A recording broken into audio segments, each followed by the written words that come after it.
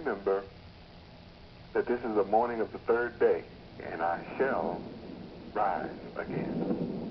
I am the resurrection.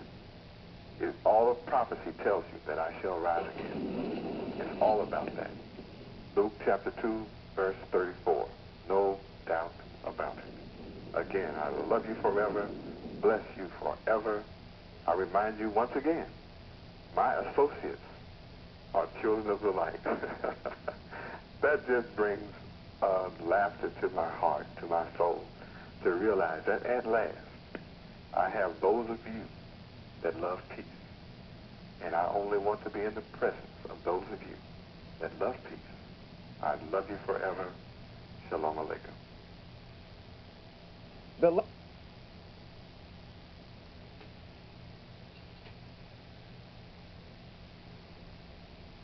Shalom Aleichem. The voice that you just heard is the personal voice of whom many only knew and still know as, quote, Yahweh ben Yahweh, end quote. And that particular recording was recorded back in the mid to late 1990s when Yahweh ben Yahweh was still here dwelling on earth with us in the flesh.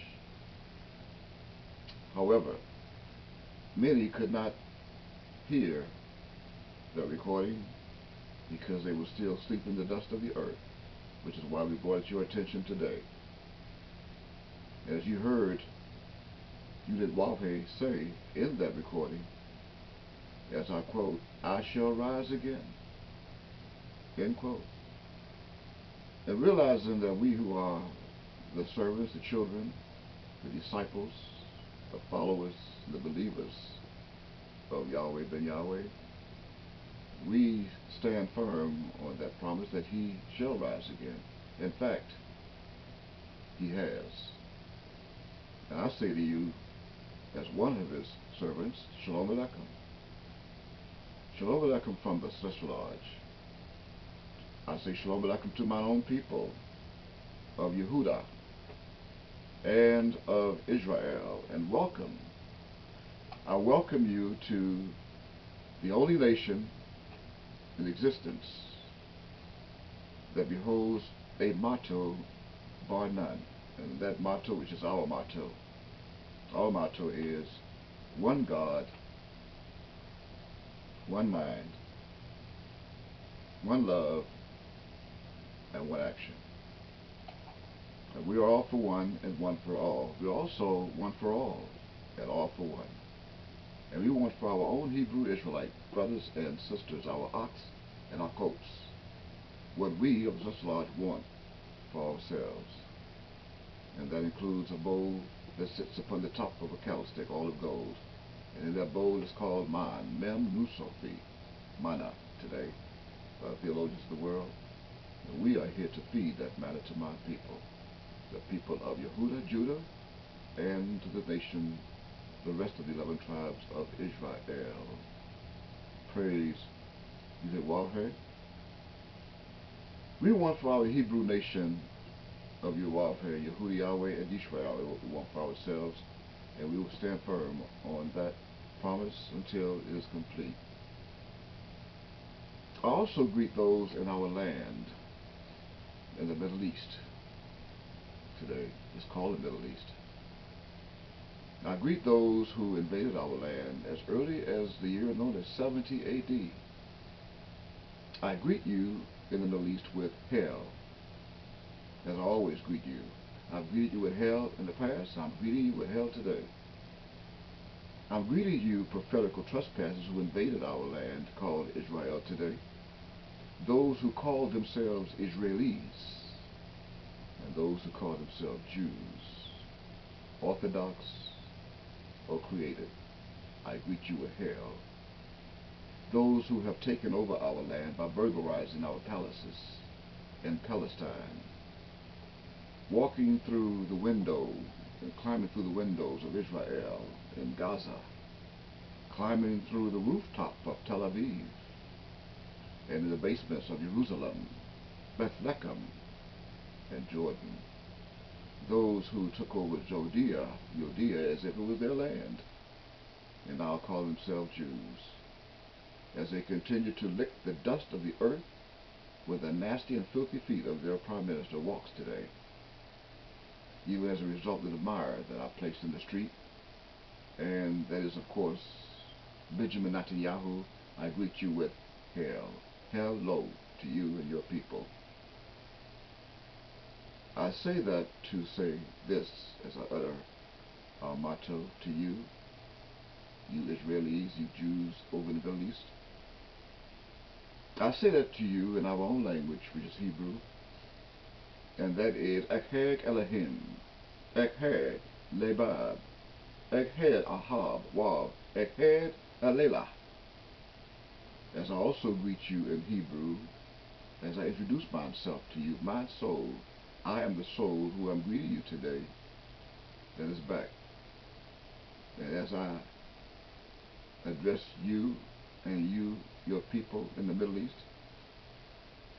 as well as those who are dwelling in this land that are of you, I say, Ani Sava, Shah Yudid Wav He, Mem Yud Kaf Yudid Wav He, Wav, Ani Yahid, Sava Shla Me'ayi, Yudid Wav He, Gawi, Yud Shi Resh Allah Yudid Wav He, Gawi, Yudid Wav He, Gawi Kitma, Shemayim, Yud Shi Resh Allah Yudid Wav He, Ani Mem Sofi, Ani He, Reshi Malek, Ani He Mem Yud Kaf Yudid Wav He, Bain Rashi, Ani Gain Ye Kates, Asher Hoyu, Asher Hu, Asher Haya, Asher Bu, He Shadiya, Gadol Sad Mem Yud Kaf Yudid Wav He, Shibat Kabod, Baruch Hashem Yudid Wav He, Olam. And I pray that you heard these greetings and the 7 shepherds and the 8 principal men that I hid in this thesis of mine own. Some words that you could not understand or comprehend. You do not know all of our language. And I thank and praise mine Ab Yudid Wav He for that. That you do not know all of our codes, symbols, or language. Our idiom. It is restricted from you. And now that I have raised those 7 shepherds and 8 principal men whom you have no idea who they are, and you had no idea who they are, but I have now raised them against you as you have now trespassed in our land, and it was promised that I would do so, right in the proclamation that you just heard. And just for the sake of mine own people who forgot their own language of Hebrew, we're not going to leave you in the dark here of this United States of America, in the darkness, those of you who dwell now in the West, as these 7 golden candlesticks and 7 lamps are also giving their own individual lights over the Middle East today, as well as in this land, the land where you have been in bondage for over 460 years, Yehuda, the land of the Middle East where you belong, that is now being saturated and overwhelmed with devils of Satan, who say they are Yehuda. They say they are you, Yehuda, Yehuda Yahweh, but they are not. They also say they are Jews. That is a variation of the word Judah, but they are not. They are nothing but a bunch of liars, the liars in the synagogue of Satan. That's who they are. In other words, you are my people, Yehuda Yahweh, and you, the Israelis over the Middle East, you and your people are liars, Benny. Even as Donald John Trump, your master, the father of your liars and of all liars, and the deceiver, the great dragon, even as he has now made Jerusalem the capital of Israel, to join the rest of their 294 constituents and the 26 embassies that were in the continent of Africa, physical embassies, and the constituents worldwide. He has made Jerusalem the capital without our permission. Why did he do that? But it does not matter. It would not last for long as he places U.S. Embassy in that constituent. In the meantime, Yehuda, here's what I said in Hebrew as I greeted the Jews, the false Jews and Israelis in the Middle East, that I will now translate it to English. That way you too can come to the light of the golden candlesticks that sits in the middle of this subject of war between me and the devils, of which the first thing I said in Hebrew was our nation's motto, which is, again, one God, one mind, one love, and one action. And then I added these words in Hebrew saying, I am the host of Yahweh, Yud Wav He, Mem Yud Kaf Yud Wav He. That is my name. That is who I am. Mem Yud Kaf Yud Wav He. And I am the only host to mine own people of Yud Wav He, the nation of Yishra Yahweh, which is Israel, formerly known as Israel, the nation of Yud Wav He of the east, the nation of Yahweh of the east, of the heavens, Yishra Yahweh, Israel. I also said, as I introduced my soul to those who know and who was expecting me back, I said that I am Mem, the first, and I am Mem Sophi, the last. I am the chief angel. I am Mika Yahweh, Mem Yud Kaf Yud Wav He, from the beginning. And I am also here at the end, which is and which was and which is come. The Almighty, Great Prince, Mika Yahweh, Mem Yud Kaf Yud Wav He. Glory, I said, praises, honor, and blessed is the name Yud Wav He, Yahweh, forever. End quote. That's what I said. Praise Yud Wav He. Learn your language, your own language, Judah, Yehuda, Yehudi Yahweh. Learn your idiom that has been given to you before the foundation of this world. And as we move along now, I would like to testify to you, to those of my own people of Yehuda that are now dwelling in the United States here in this land, but are also living in a fantasy world. They have offered you fantasies, Judah, Yehuda. They have given you Disney World. They've given you Donald Duck and Mickey Mouse. They've given you Spider-Man. They've given you Wonder Woman, a woman who wonders who she is. So how would you know who you are? You are living in a fantasy. So come out of that fantasy. Most who are believing that Yahweh ben Yahweh, the voice that you heard at the beginning of this recording, this video, is the Lamb. Most believe that he is the Lamb that will be standing on a particular mount in a time to come.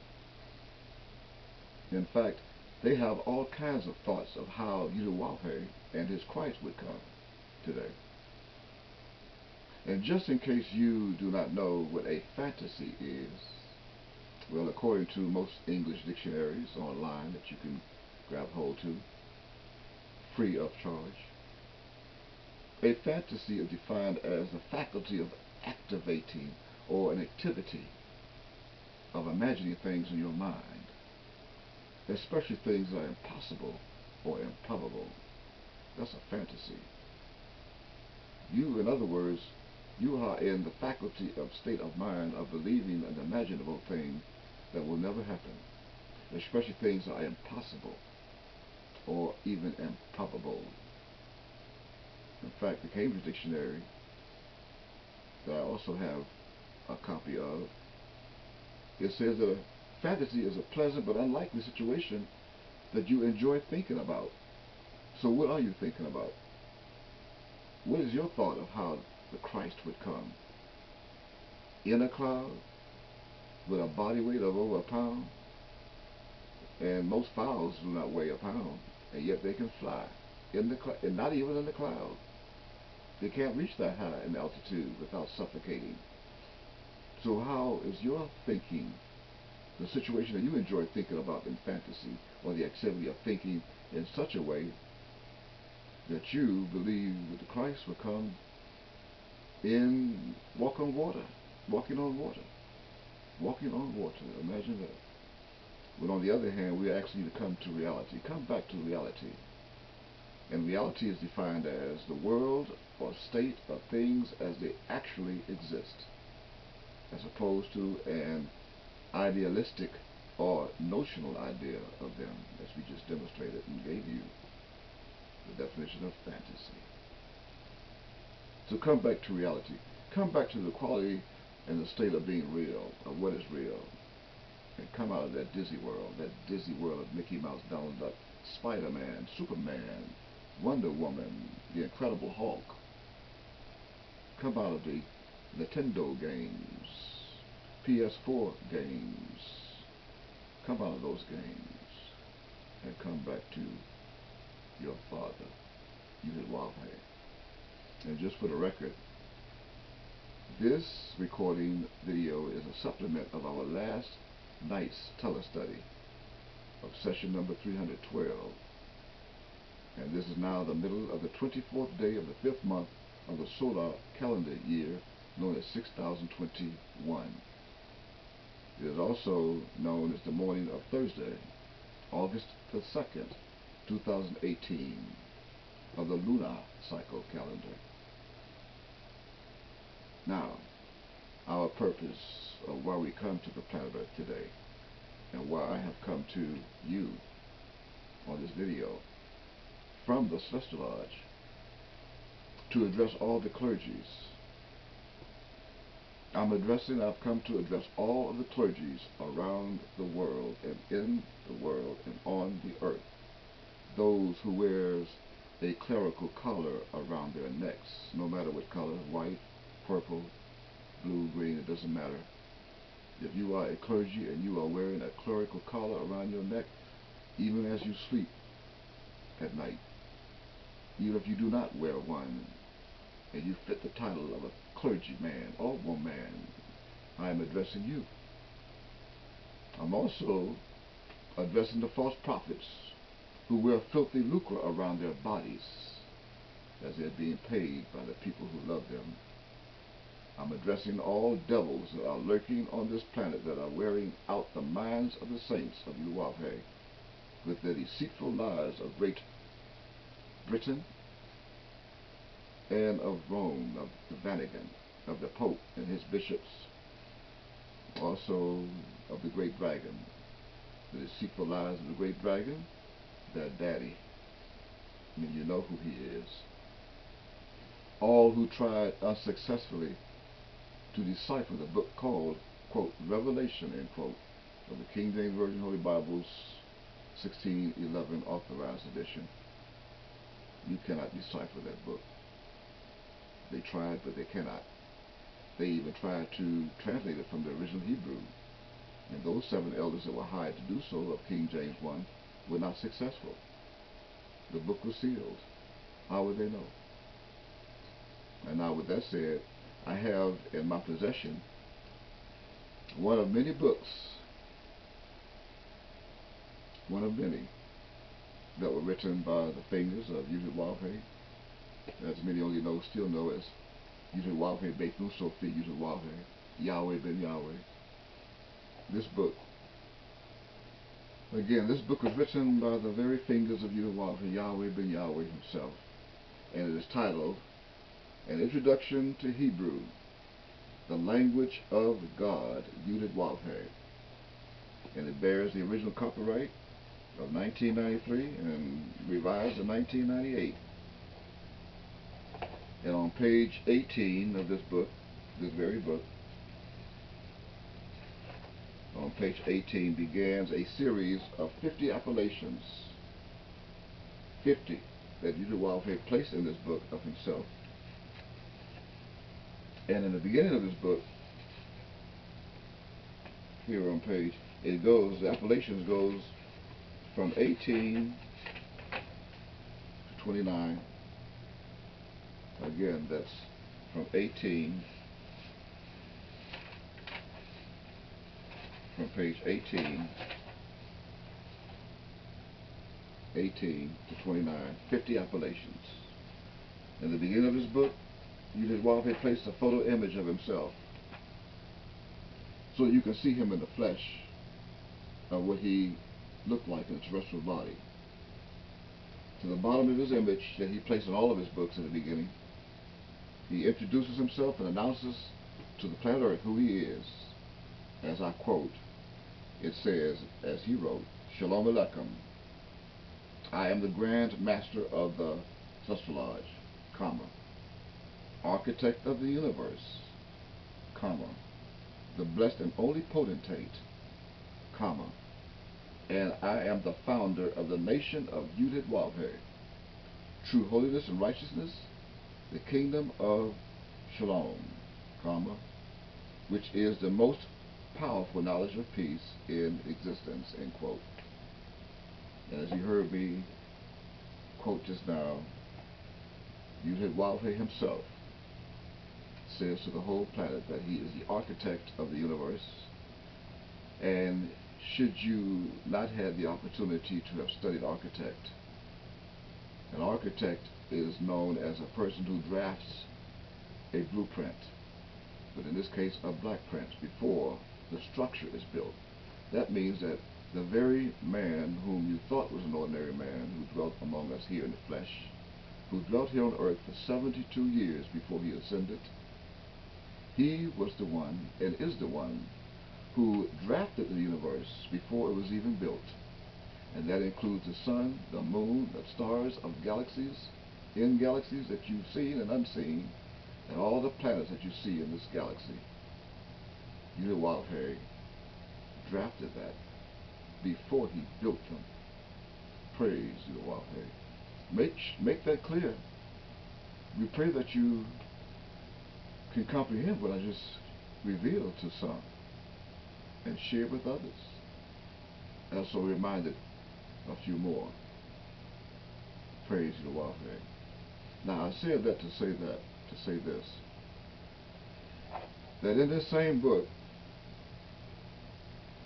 Yudhidwavhe, among the 50 appellations, Yudhidwavhe himself wrote that he is, with his own finger, the Lamb. And with his divine mind, Yudhidwavhe wrote, he is the mighty God, also among the 50 appellations. However, on the other hand, Yudhidwavhe, Beit Nusaf Yudhidwavhe, did not write or include among the 50 appellations of the book that he is the Christ, according to John chapter 1 and verse 41. Nor did Yudhidwavhe write that he is referred to as, quote, Michael, the great prince, end quote, of Daniel chapter 12 and verse 1. Neither as Michael, quote, end quote, Michael of Revelation chapter 12 verse 7. Neither did Yudhidwavhe, Beit Nusaf Yudhidwavhe, Yahweh, refer to himself in this Hebrew language book that he wrote as, quote, the Comforter, even the Spirit of Truth, end quote. The way it's read, the way it reads today in the book called John in chapter 15 and verse 26. And furthermore, Yudhidwavhe did not refer to himself among those 50 appellations as the one who is known as, quote, Michael the Archangel, end quote. How that reads in the book called Jude in verse 9. And finally, many of those are my own people that are being called Judah today, or African Americans. Those who only knew and still only know Yudhidwavhe as, quote, Yahweh ben Yahweh, end quote. He did not refer or specify to himself as the appellation that is known in the King James Version Holy Bible's book called Revelation, chapter 5 and verse 5, as, quote, the Lion of the tribe of Judah, end quote. And many of those of Judah, even those of you that are watching this video at this very second all over this planet, even as you watch social media's live stream the other night on Facebook, or you who are listening to the recording, as we had that available and have that available for you to listen to at this very second of our teleconference, by way of our teleconference number. Even those of the book of subject that he wrote. You look through this book. You merely looked through this book. You did not read it. You were only able to look at it through this book. That means you never stop to think or even wonder, if you have read it, or you saw it, why Yudawalhe did not include those previously mentioned appellations that I just shared and revealed. I just brought to your attention in this Hebrew language book. Now, did you? I'm asking you the question. Even if you stop to think why, or you discovered them missing, you probably thought that Yudawalhe or Yahweh ben Yahweh forgot to add them, right? I mean, can you imagine your vain thought that you would think that the mighty God forgot to add these appellations that you want to refer to him by? That's what you refer to him by. So how could you refer to him by those appellations and he did not refer those appellations to himself? Or you want to think that Yahweh Yahweh is whoever you want him to be, according to your mind and the minds of those of your groups, your own groups that you created.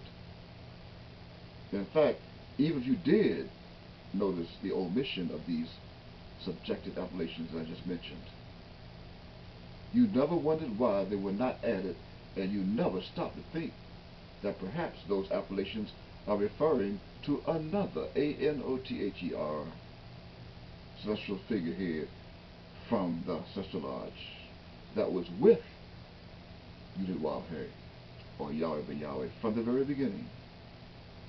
Now, did you? And when I say, quote, the beginning, end quote, I am going all the way back to the book called Genesis of the King James Version Holy Bible. Of course, that means the beginning, just like it introduced itself in Genesis chapter 1 and verse 1, in the beginning. Nevertheless, however, and on that note, on the other hand, it is of this truth and of this wise, on this wise, all of you who are wise, that on page 23 of this same book, on page 23, Yudawalhe did include an appellation among the 50 that is known and that's recorded. But he did add an appellation that is known only as, quote, the Lamb, Lamb, end quote. And as he did so, well, you may want to wonder, why did he do that, though? Well, though, before I answer or address that issue of subject, have you, as a child of Yudawalhe, even those who are Gentiles, but those who are of my own people and of the other tribes of Judah, of the other tribes of Israel, the tribe called Judah and of Israel, have you ever studied the English noun that's known as lamb, Lamb, that identifies an animal? If you have not, you should. You should have studied this English noun known as lamb, Lamb. And why is that so important? Why is it so important for you to study the word or the noun lamb, Judah? Well, did you know, if you have not, that the lamb is also considered by the Ancestral Lodge as a beast? B-E-A-S-T, a beast. Have you ever considered that? And not only is it a beast, although some of you may say, how could that be? Or some who've studied may say, yes, I know it's a beast. And I guarantee you there are some who have said it's impossible for a lamb to be a beast. And since you think that, then you have not the understanding nor the comprehension that this lamb, Lamb, is of the field and not of the earth. But you didn't stop to think of that, although some may remember that. This lamb is of the field and not of the earth. And there are more than one kind of beasts that were made and created and formed by Yahweh from the beginning. And since that is true, then this means that this lamb, Lamb, that is of the field and clean and not of the earth. Now, when you read Genesis chapter 1 with your mind and not with your eyes, then you gain the comprehension of this truth, that all the beasts that exist in chapter 1 of Genesis were created and made by Yahweh to become the beasts of the earth and not of the field. Now, when you read it, like for example, Genesis chapter 1 and verse 24 and 25, it says, and I quote, and I have the Bible in front of me on my laptop.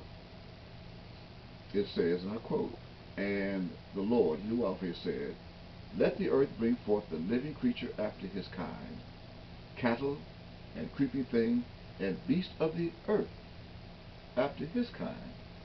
And it was so. And verse 25 says, and Yahweh, God, made the beast of the earth after his kind, and cattle and their kind, and every living thing that creepeth upon the earth after his kind. And Yahweh saw that it was good. End quote. Now this earth means that this earth is the land that you see on this planet that's ruled by the first Hebrew alphabet known as Aleph. And the first Hebrew alphabet, Aleph, created the Hebrew word known as Eretz. Eretz. And notice that this beast that we just read of is after his kind. The lamb, in literal, is the animal, is not one of his own kind. That means what? The lamb is of his own. He is not one of his kind, he's of his own. Why? Because the lamb is clean. That's why the lamb is clean. The clean animal, the clean of his kind. Clean enough that we as human bodies can eat a lamb of consumption, and for intake and digest in our stomachs. We can eat a lamb, but only as Hebrew Israelites, Yehuda, and the rest of the 11 tribes, we are only to eat the front part of the lamb, the front part, kosher. However, and on the other hand, the lamb was formed when Adam was formed. The lamb was formed and not created and made. It was formed in the same place where Adam was formed, which is known today as the Garden of Eden. Now, in case you did not know that, then go to your Bible and turn to the next page in Genesis chapter 2.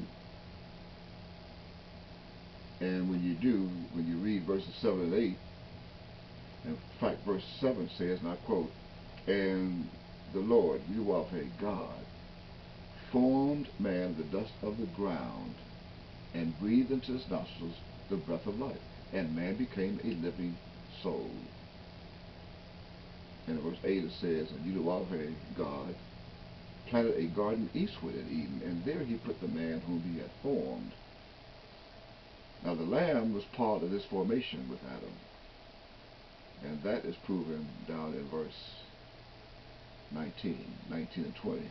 Verse 19 says, and out of the ground the Lord God, Yahweh, formed every beast of the field, and every fowl of the air, and brought them unto Adam, to see what he would call them.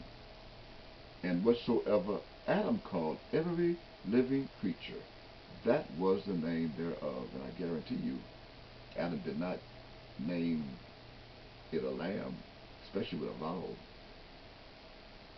And verse 20 says, and Adam gave names to all cattle, and to all the fowls of the air, and to the fowl of the air, and to every beast of the field. but for Adam there was not found an help meet for him, end quote. And I guarantee you, once again, Adam did not name it a lamb. But this field that this lamb come out of, was formed out of, and where Adam was formed out of is cultivated. It's a cultivated field. And it's plain. It's a plain field for a man to dwell in smoothly, opposed to dwelling on a mountain in a cave of Europe, like other beasts of the earth. And it was taken from the fact this earth was taken from the original Hebrew word known as Sadah. Sadah, that is ruled by the Hebrew alphabet known as Sin. We'd like for you to keep that in mind. And we also want you to keep in mind, as we remind others, that the serpent was also in the garden with Adam and the lamb. Remember? The tree of the knowledge of good and evil was also in the garden. This serpent is here today in human body form. That means this serpent was not a snake. It was not a snake like you have been taught in church by these false clergies and preachers, these false prophets, as if it was a painting that you saw in books in churches of a snake, a snake talking to a white boy and girl, half naked, covered with fig leaves, with private parts. A lie. Michelangelo, Rembrandt, and all these European artists painted such lies. Snakes cannot talk. This particular serpent in Genesis chapter 3 talked. And he was of the field. He was not unclean. Although he was good and evil, and he was wicked, the serpent was evil and wicked. He was also good and wise. But this good is based on his clean of the field and not the clean of his mind. But he was of the field. Now that's proven in chapter 3 of the next page of Genesis, chapter 3, which verse 1 reads, and I quote, and you can grab your Bible and you can follow this if you like and confirm it, the truth for yourself. Don't just look at the video. Follow it. That says, quote, now the serpent was more subtle than any beast of the field which the Lord God Yahweh had made. See, he made him a beast. He was first an archangel with God. You only know as Lucifer, although his celestial name is Hallel. Hallel, that's He, Yud, Lamet, Lamet, Hallel. You also know today as Hell, H-E-L-L. That's him. That's Lucifer the serpent. And he said unto the woman, see, he spoke Hebrew. The woman was Hebrew, that you know as Eve. Her name was Kava. She's Hebrew. She spoke Hebrew. So in order for him to say something to her, he spoke Hebrew. And he said, yeah, as Yahweh said, that he also knew the name of the God of the Hebrews, his own God. He knew the name. He dwelt with him in heaven. But he said, you shall not eat of every tree of the garden, with a question mark. That's the very first question mark in the Bible, imposed upon Eve by the devil. And this is not something that you should look over and just pass by. You should study this. But imagine the wisdom and the evil deception that he gave to Eve at the same time, just like he is doing today in Washington, D.C. We just merely wanted to point this out to you, that this is a man who was talking to Eve, or Kava, and not a snake, like those in the paintings. Nevertheless, we also would like for you to know that this lamb is a beast that is clean, of perfection, that's ruled by 7 characters, and he's not unclean. This lamb, in fact, this clean lamb is ruled by 7, and not an unclean beast that's only ruled by 2. And that's proven as you read your Bible. Go to the book called Genesis chapter 1. The clergies of the world who are false, and the prophets who are false, and all the bishops of Rome, and the Pope, and all those who claim to be your leaders of Christianity, of good faith, are all false. They taught you that there were only two every kind of animals that Noah placed in the ark, and that's a lie. When you go to Genesis and you read it, you should start around chapter 7.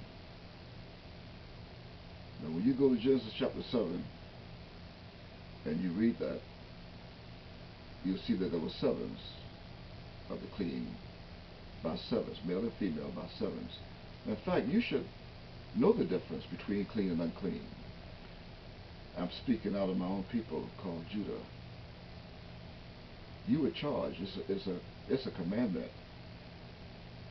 You were charged to know the difference between clean and unclean. It's a commandment and it's a law. Now, just in case you did not know that, go to your Bible, to the book called Leviticus, and you read chapter 20 and verse 25.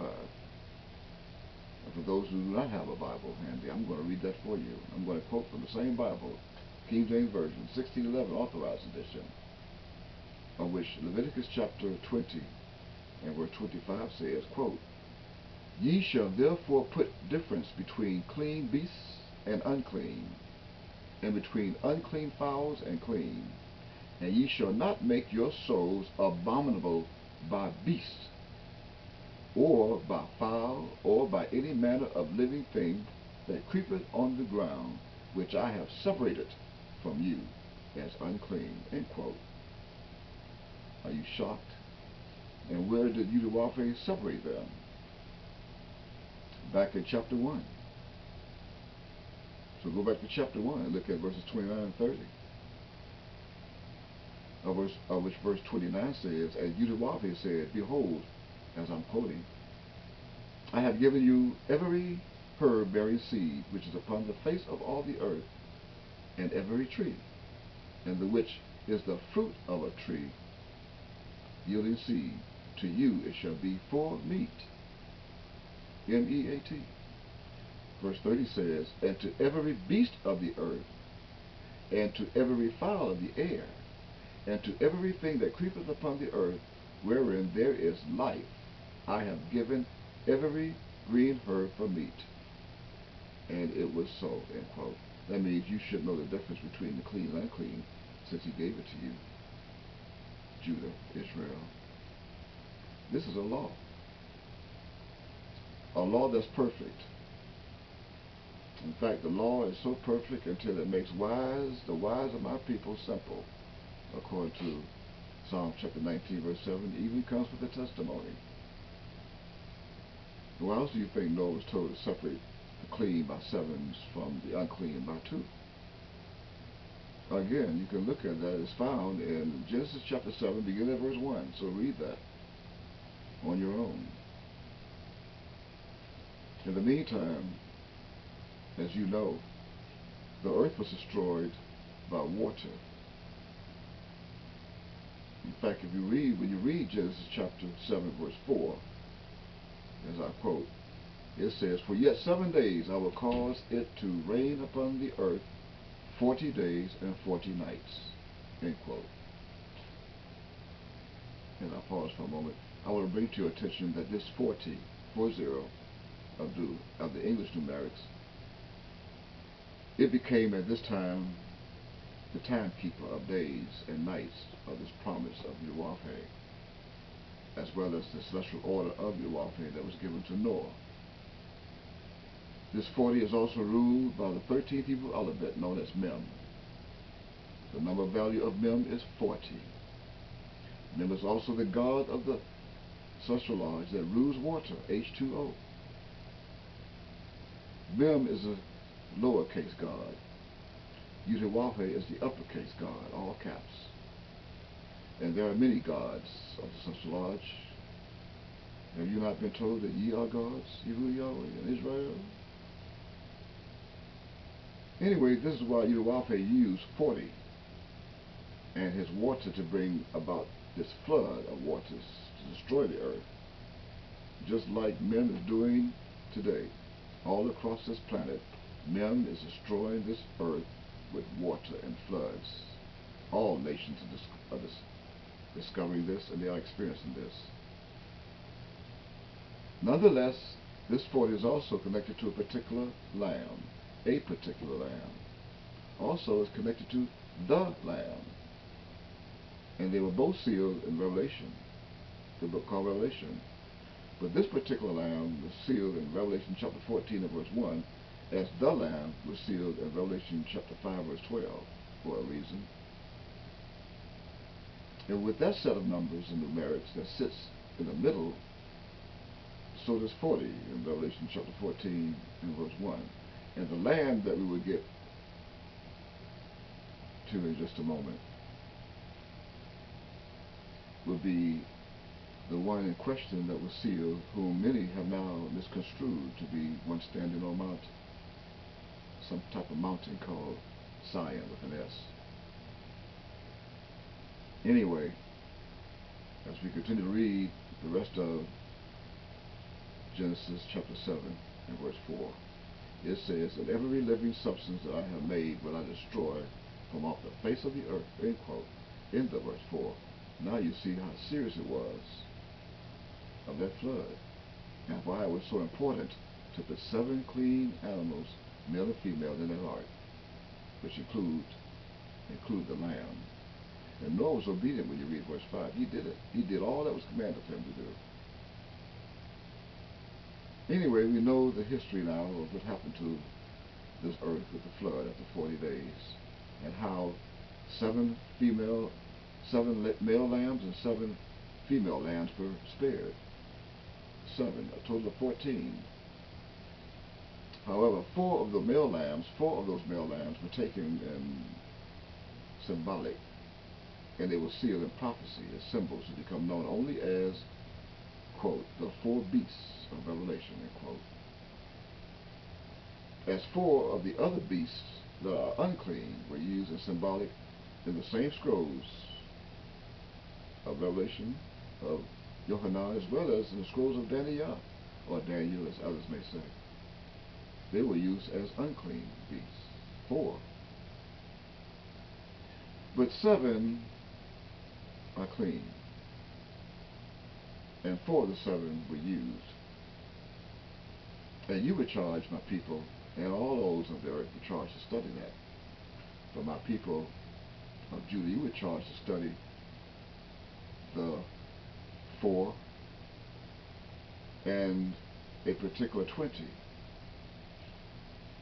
as though there were 20 elders. You were charged to study the 4 and 20, but you could not do that. You couldn't do that because you didn't comprehend or understand what that meant. All you knew was lamb, L-A-M-B. And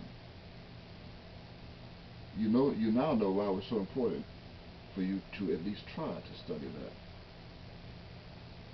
According to 2 Timothy chapter 2 and verse 15. In the meantime, we're going to answer a question that we've asked previously at the beginning a few moments ago. We're going to answer that question. In fact, we're going to answer the question also why it was so important for you to study. And here's the answer. There are several reasons and answers to why Yahweh commanded you to study. However, there was also a reason why Yahweh placed the animal lamb in his book, as one of the 50 appellations of himself. The lamb, which is a noun in English, if you look it up in the dictionary or use it in grammar, English grammar. The lamb was used by Yahweh as the first person of subject above all other subjects. That's found in a book called Isaiah. Actually, in Isaiah, Jeremiah is found the lamb and why he used it. In particular,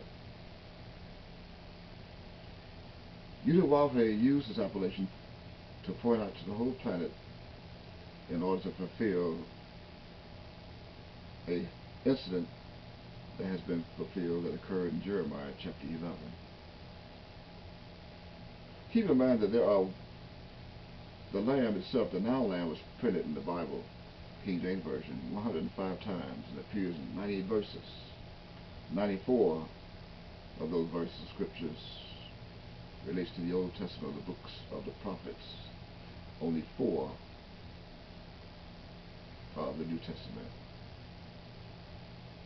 But although the noun lamb appears 105 times, only once does it pertain to either warfare. Only once, and that's the book called Jeremiah. And it was mentioned by Yochanan of that once in the book called Revelation.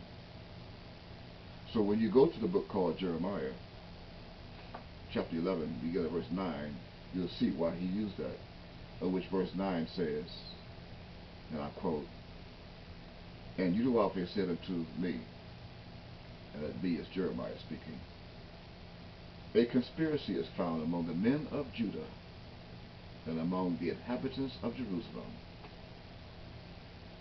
I'm going to pause here again for a moment to remind you and share with you that this conspiracy that was literal, it was literal, was for back then, is also found to be prophetical for today. That was already fulfilled back from the year known as 1980 to 1990. How? Because this conspiracy took place against Yahweh ben Yahweh in Miami of Florida. That began from the early 1980s. In fact, the year 1980. I was there. I know.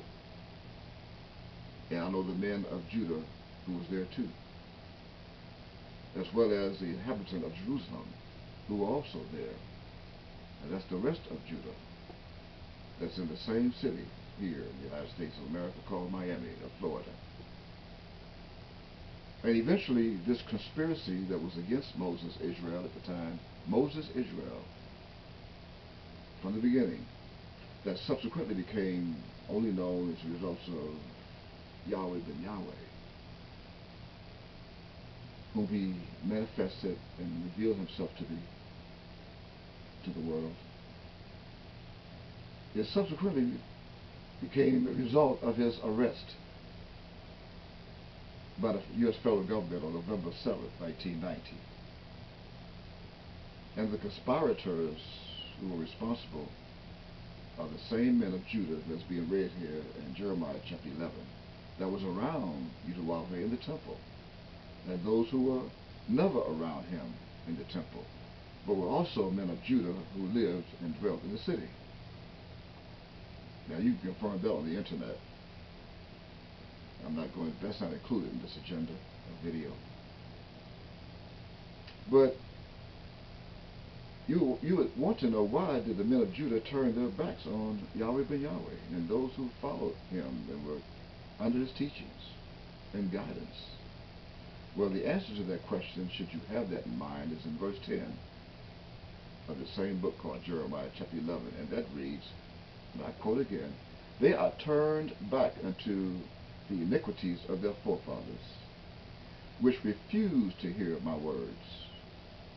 And they went after other gods to serve them.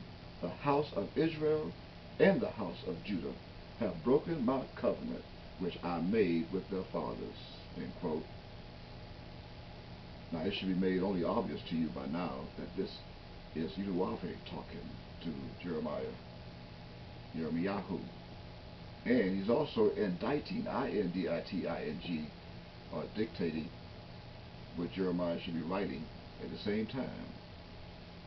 And if you cannot see that, or hear this fact, then read this confirmation for yourself in the next verse, which is 11, and that says, and I quote again, "Therefore thus saith Yudawalpe, God, the Lord, behold, I will bring evil upon them, which they shall not be able to escape, and though they shall cry unto me, and I will not hearken unto them." End quote.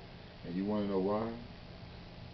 You who are listening and watching this video of Judah, while you are catching raw and pure hell today, even after you pray to whom you only say Yahweh or even Yudid Wahweh, most of you say Yudid Wav He with a V, Yudid Wav He. It's not his name. You polluted the name. That's also found in the book called Ezekiel, even Jeremiah. You want to know why you're catching hell? Well, here's the answer for the sake of those who don't know. It's in verse 19 of the same chapter, 11 of Jeremiah, Yirmiyahu. Here's why. Verse 19, quote, "But I was like a lamb. I was like a lamb or an ox that is brought to slaughter. And I knew not that they had devised devices against me." What's the devices? Well, originally this were devices that you found here in English today. It came from the original Hebraic word that's known as Mek'esh Abba. Mek'esh Abba. And that means, and I quote, "thoughts of a planned purpose," end quote. Now you can confirm that in your Strong Concordance. It's under reference H 4284. And these thoughts of a planned purpose came from the very same men of Judah that were read up in verse 9 of the same chapter, that conspired against whom many only knew and still know as, quote, Yahweh ben Yahweh, end quote, as they planned everything that happened by talking to one another that happens from 1980 to 1990 all over this country. In fact, read the rest of verse 19. That proves its truth, saying what? "Let us destroy the tree and the fruit thereof." Now this tree is symbolic for Yahweh ben Yahweh. He is the only one who has fruit thereof from the garden. And this tree is also allegorical, that coincides with the branch. There's another appellation that was placed in this book that Uwafe used of himself, that's found on page 19 of the same book, the branch. And to prove that this conspiracy took place between all of the Judases, it's more than one, that were around Yahweh and even in his company back then. And each one became a witness for the U.S. federal government in their federal courts and state courts. We'll read the next line of verse 19 and see why the U.S. government even imposed their onerous rule on Yahweh, or Yahweh ben Yahweh. And that says, the rest of it, quote, "And let us cut him off from the land of the living," end quote. I pray that you can see this. This land is a simile that stands for all the land where the Temple of Love stood as international headquarters, that's located in Miami of Florida. The address at the time was 2766 Northwest 62nd Street of Miami in Florida. And notice how the building's first two numbers is 27. That's also prophecy, prophetical, symbolic, allegorical. Anyway, the whole city was called the Land of the Living because he had wakened the whole city of Miami to come alive. And all those of Judah who were living amongst the dead of Jacob, they even woke him up. Even some at the same temple. And even some were living in a few cities across America. And what is it that they wanted to cut the living off from? Not just Yahweh himself. Read the rest of verse 19 on your own as I read for you and get the answer to why they wanted to cut him off. And that says, "that his name may be no more remembered," end quote. Wow. Are you in shock? It's all about the name of the God of the Hebrews. Even as many still think that his name is, quote, Yahweh ben Yahweh, end quote. That is not his name. That is an English title, an appellation. How could Yahweh be the son of Yahweh himself? He's told you that. He says so. Even the tabloids, the news media, they started calling him as he told them who he is, Yahweh. Yahweh, as many say, the self-proclaimed Messiah. Not self-proclaimed. He was already proclaimed. You proclaimed him, King James and all those before him, William Tyndale, John Wycliffe, Elizabeth, Harry, Arthur, you all proclaimed him. Even from the beginning. He proclaimed, even Abraham proclaimed him to Isaac. And Isaac proclaimed him to Israel and Esau. And Israel proclaimed him to all 12 of his sons. Genesis chapter 49. Read it. His name is Yud-Heh-Wav-Heh, Hebrew. Comes from the Hebrew tetragrammaton, ineffable. And Yud-Heh-Wav-Heh made that very clear with his own divine mouth several times. And in his books, if you read them, he says he's the one who sent Moses to Pharaoh. He's the one. And since I uttered his name on this video, I just taught the true name to some who never knew. And I brought this ineffable name back to the remembrance of a few of those same fruit who are here today. It looks like that conspiracy, since I did that, that conspiracy did not work. Or their conspiracy did not last long, not too long. And now that we have shared and revealed that, and as we go back to our initial subject of various appellations that Yahweh wrote in this book, Yahweh used, Yud-Heh-Wav-Heh used of himself, even those he did not use, that's not of himself. And let us point out to you with extreme emphasis in this video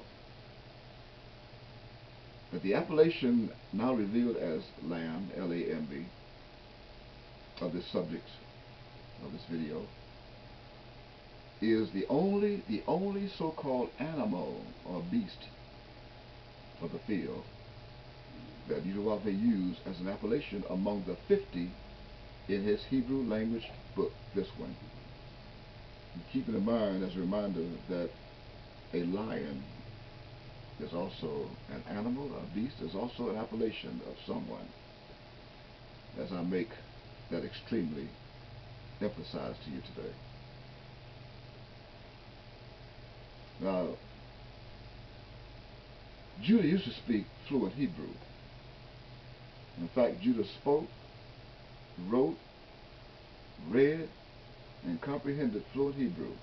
But today, Judah speaks fluent English Creole, not English. Only the English people in Great Britain speak English. Just like the French in France speak France. And my Haitian La Vie people, known as Haitians, they speak French Creole, what you call Haitians. Well, Judah speaks English Creole.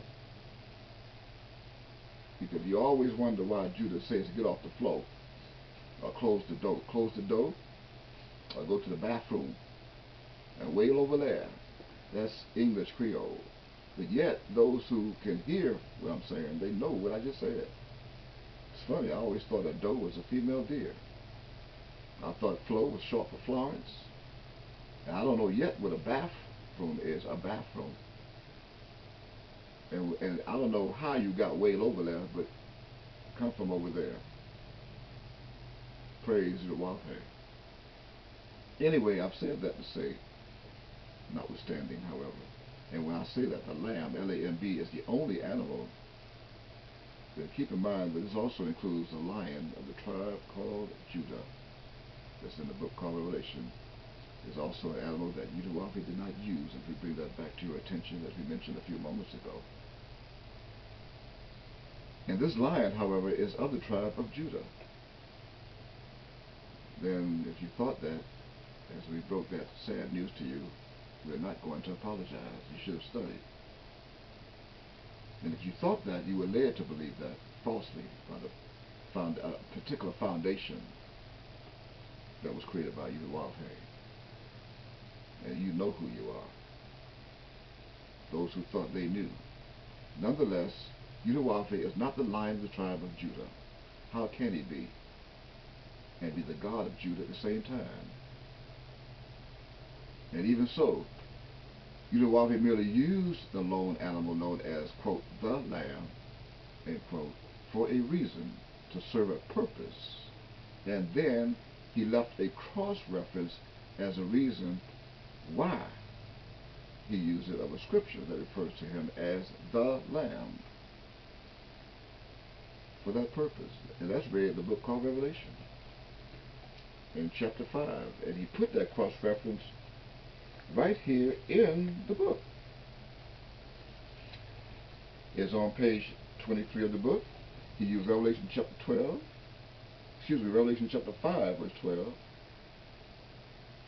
And it says, I quote, saying with a loud voice, worthy is the Lamb that was slain, to receive power and riches and wisdom and strength and honor and glory and blessing, end quote. Revelation chapter 5, verse 12. And I just read to you, and you can find why that cross-reference was placed there. That is also a supplement, a continuation, a referral of Jeremiah chapter 11, beginning at verse 9 to 19. That's why he used it. That is the answer to that. That slaughter. As a lamb, the lamb, or an ox going to slaughter. He was slaughtered by judicial murder of U.S. courts. He was slaughtered by the courts of this land, of the federal and state courts. Slaughtered, crucified by judicial murder. And now you see the reason why he used the lamb in that book. That's the only animal. The reason also is because this prophetic crypto, the lamb that was sealed, is to be used as an enzyme when loosed as the first seal. An enzyme that was also discovered as part of the mystery of Jeremiah chapter 11 and verses 9 through 19 that we just showed you. We just reminded you. Some forget very quickly. But that would then serve its purpose of being shown to the servants of Yahuwah today by his Christ, that will loose the lamb that was slain by the men of Judah out of Revelation chapter 5 and verse 12. Now that I have loosed the lamb, that you know who that lamb is, aside another lamb. Okay, you now see that Jeremiah chapter 11 and verses 9, 10, and 11 is the connecting seal that is part of Revelation chapter 5 and verse 12 as the lamb that was slain. I pray that you can. In the meantime, however, not only is the lamb symbolic, literal, and allegorical, but this lamb was also written cryptically and ciphered to be deciphered in the last days by the same Christ of Yahuwah. So let's go to Revelation chapter 14. Let's prove it. Go to Revelation chapter 14 and look at verse 1. And that reads, as I quote, and I looked, and lo, a lamb stood on the Mount Zion. Stop for a moment. And notice how I read that verbatim, as I also included the punctuation marks of the English's grammar that was placed there. I mean, we would like for you to please notice that I did that in this first sentence that consists of 12 positions of this English's literature during this English translation, this transliteration from the original Hebrew. And I mentioned 3 commas of the English punctuation marks before you even get to Mount Zion, that is followed by the 4th comma. There's a comma that's going to follow Zion. I did not read yet. We did not get to that yet. But it is followed by Sion. What does that mean? Well, before you get the answer to that question, you should want to know more of this Mount Sion, shouldn't you? Even as millions of theologians throughout history, even if not billions, throughout history, history has declared among themselves, to themselves, and toward other people of the world, that this Mount Sion with an S is that of Mount Hermon. I'm here to tell you today that it is not. This Mount Sion with an S has nothing to do, absolutely nothing to do with Mount Hermon. In fact, how would the Greeks know that? How would the English-speaking theologians and people of England, Great Britain, as well as those 7 Hebrew elders of Israel, how would they know this? How would they know what this was? And the book was given to the Christ of Yudawalhe by Yudawalhe himself, according to Revelation chapter 1, verse 1. And after that celestial exchange took place between God and his Son, his Christ, the book was then signified by the same Christ that's proven in the same verse of Revelation chapter 1, verse 1. Remember? Have you studied that? So how would anyone else outside of this signification of the Christ of Yudawalhe come along throughout history and decipher what was ciphered by Yudawalhe and then signified by his Christ? How would they know what mount this is referring to, even after transliteration into English?